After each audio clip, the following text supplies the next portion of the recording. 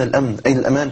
وأنا أود أن أنا أختم هذه النقطة قبل ما ننتقل لنقطة أخرى بين قصة عجيبة جدا ذكرها لي أحد إخواني، كانت بتربطه بينه وبين فتاة حب شديد، دارت قصة الحب لمدة 6 سنوات.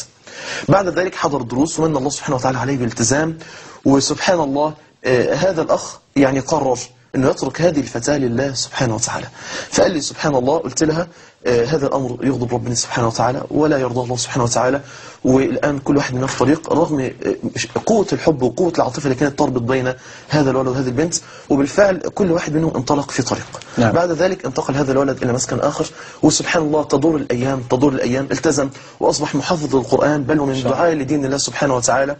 وكان بيقول لي أنا كنت بشعر دائما بألم شديد نتيجة بعد هذه الفتاة عني. سبحان الله، بيقول لحد ما ربنا سبحانه وتعالى قذف في قلبي ان انا اتزوج وغير ذلك، فكنت ارى من وقت لاخر امرأة فتاة منتقبة على دين وعلى خلق، مكانها في المكان اللي هو اتنقل فيه جديد، البنت سمعتها مسمعة في المكان كله، بنت ما شاء الله على خلق على دين، هي اللي بتقوم على تحفيظ النساء في المسجد القرآن. فبيقول سبحان الله أرسلت أمي علشان تشوف هذه الفتاة، فما شاء الله أمي بهرت وعبرت عن سعادتها بهذه الفتاة، قالت أنا دخلت فشفت النور على وجه الفتاة، وبيقول سبحان الله أنا بالفعل ازددت تعلقا بها، وبالفعل بدأت أن أنا أخذ خطوة ناحية الزواج، حتى يمن الله سبحانه وتعالى علي بالحب اللي طالما فقدته قبل ذلك مع هذه الفتاة. ويقول وسبحان الله كانت صدمة قوية شديدة إن في اليوم اللي أنا دخلت فيه هذا البيت للرؤية الشرعية ترفع الفتاة نقابها، ففوجئت البنت أن اللي تقدم هو الولد القديم ما شاء الله، وفوجئ الولد بأن البنت هي البنت القديمة. ترك الأمر لله فعوضه الله بما يريد، كما قال صلى الله عليه وسلم ومن ترك شيئا لله أبدله الله خيرا منه. سبحان الله، كلماته القليلة اللي قالها لها زمان دفعت البنت الالتزام، دفعت البنت لحب الله. فالبنت ختمت القرآن في 8 شهور حفظا ما شاء الله ودراسة وتجويدا، وبدأت تنطلق للدعوة. فرق الله سبحانه وتعالى بينهما، إلا أن الله سبحانه وتعالى جمع بينهما بعد ذلك. علشان كده بقول ما أسعد هذا البيت الآن، أخ ما شاء الله من الله سبحانه وتعالى عليه بالذرية ويحيى حياة. أنا بسأله يا ترى أنت عايش دلوقتي إزاي؟ قال إذا حبيت أذكر كلمة واحدة تترجم عن الحياة التي أحياها مع زوجتي وحبيبتي فلا أستطيع إلا أن أقول قال الله عز وجل من عمل صالحا من ذكر أو أنثى وهو مؤمن فلنحيينه حياة طيبة. قال والله أنا أحيا الآن حياة طيبة. والله لو لم نخرج من الحلقة إلى هذه القصة فهي ما شاء الله قصة جميلة فعلا ومؤثرة للغاية.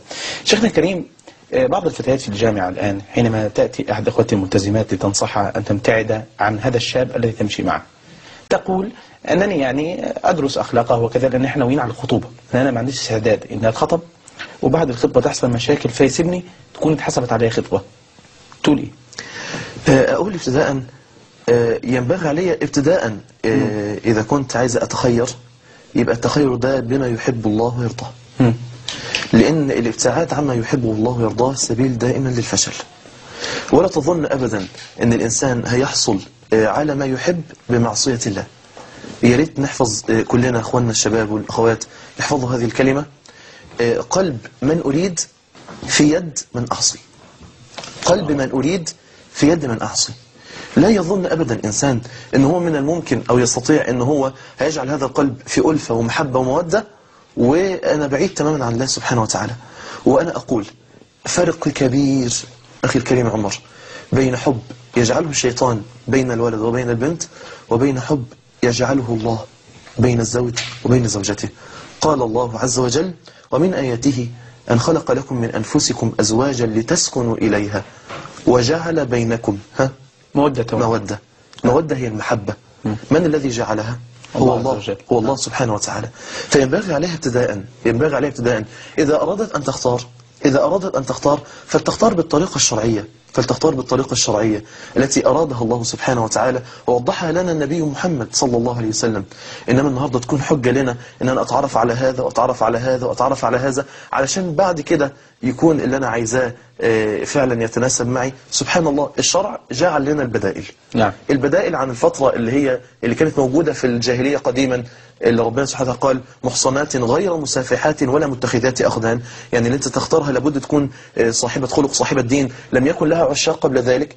ربنا سبحانه وتعالى عن هذه الفترة بفترة الخطبة إن احنا يتدارس فيها كل واحد منا حال الآخر، يتدارس فيها كل واحد منا حال الآخر، ومن أجل ذلك كان استحب يعني بعض العلماء. ممكن يا فضيلة الشيخ ممكن له ضوابط. له ضوابط. نعم. قال النبي صلى الله عليه وسلم تزوجوا الودود. والودود كما قال أهل العلم لها معنيين، إما أن تكون ودود فعول بمعنى فاعل، أي امرأة العاطفة عندها قوية تحبك، أو تكون فعول بمعنى مفعول، أي امرأة تحب لما فيها من الصفات الخلقية والأخلاقية وغير ذلك. نعم. لما سئل الشيخ الألباني رحمه الله عن هذا الحديث تزوجوا الودود الولود، قال الولود سهل نحن نعرفها، أسأل عن والدتها، أختها، عمتها، خالتها، ولكن كيف أعرف أن المرأة ودود؟ قال بالحديث معها. الحديث طبعا ده له ضوابطه الشرعية، طبعا ده بعد الموافقة على الخطبة، احنا وافقنا خلاص في وجود محرم، في وجود محرم. السؤال عما تحب المرأة أو عما يحب الرجل، عما تألفه المرأة أو تألفه الرجل أو يألفه الرجل، ده كله بيجعل هذه المحبة وهذه المودة تزداد.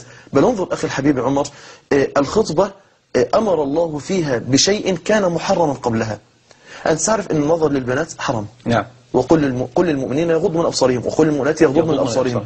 إلا أن الله سبحانه وتعالى أباح النظر في فترة خطبة. ليه؟ من أجل الحب. من أجل الحب. لما جاء المغيرة بن شعبة وأخبر النبي صلى الله عليه وسلم بأنه قد خطب امرأة، قال انظر هل نظرت إليها؟ قال لا يا رسول الله. قال ارجع فانظر إليها فإنه أحرى أن يؤدب بينكم، يكون بينكم وفاق، يكون بينكم محبة، يكون بينكم مودة، اللي احنا عايزينها تكون أصل في بيوتنا داخل البيت. أما البحث عنها خارج البيت ده دايما بتكون النتيجة بتاعته فشل ذريع زي ما ذكرت لك الآن. طب يا شيخنا الكريم، لو يعني خلينا نكون واقعيين زيادة عن اللزوم، ممكن احنا اتكلمنا في هذا الكلام واحنا